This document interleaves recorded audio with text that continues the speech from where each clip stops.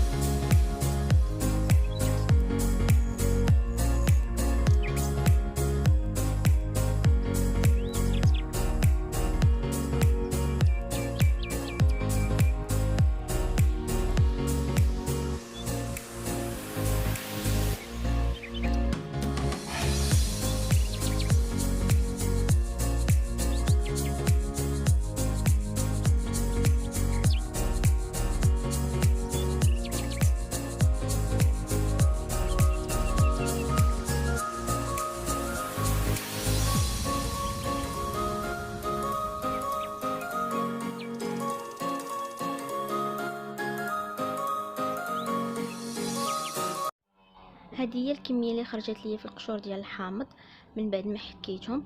دابا غادي ندوز نعصر الحامض، الكميه ديالي كامل نعصرها في العصاره ونرجع معكم.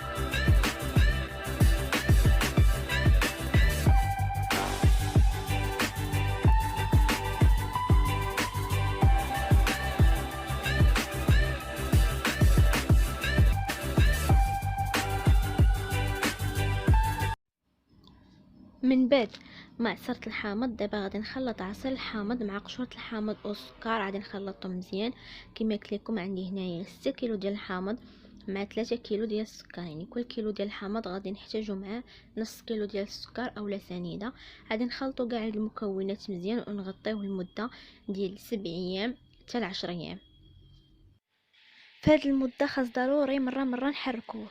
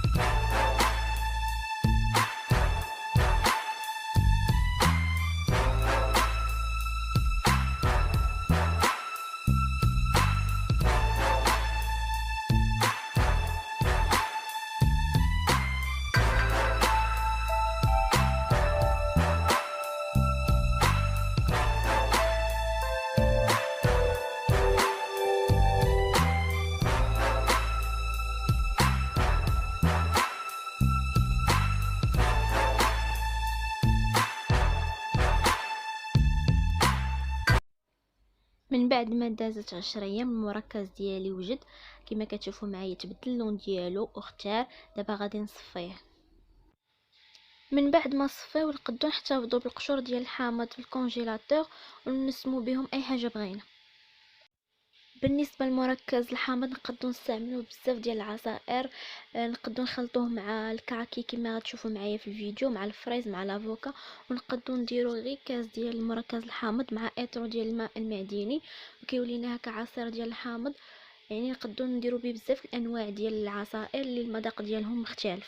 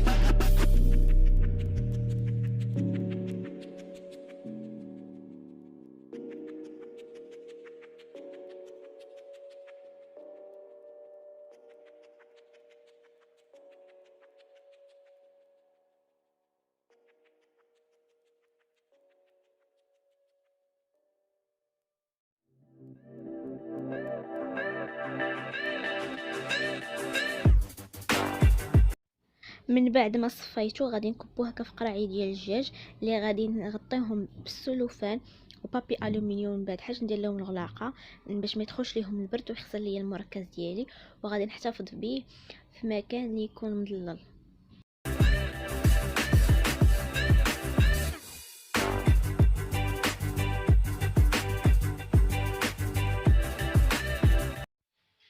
بالنسبه لعصير الكاكي غنحتاجو 3 الحبات الكاكي اللي غنقيوهم ونقطعوهم.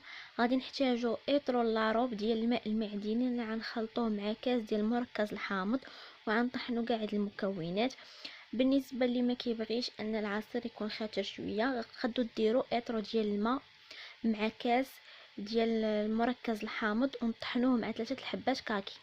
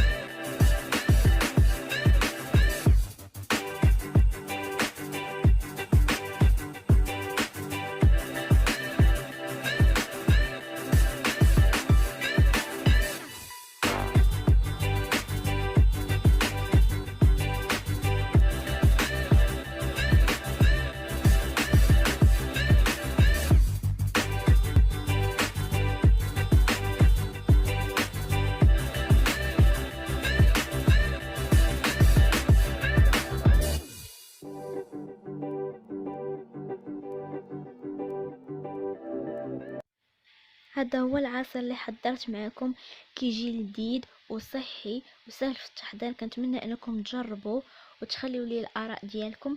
كنشكركم على الدعم ديالكم، على المشاهده ديالكم. تلاقاو ان شاء الله في فيديو جديد.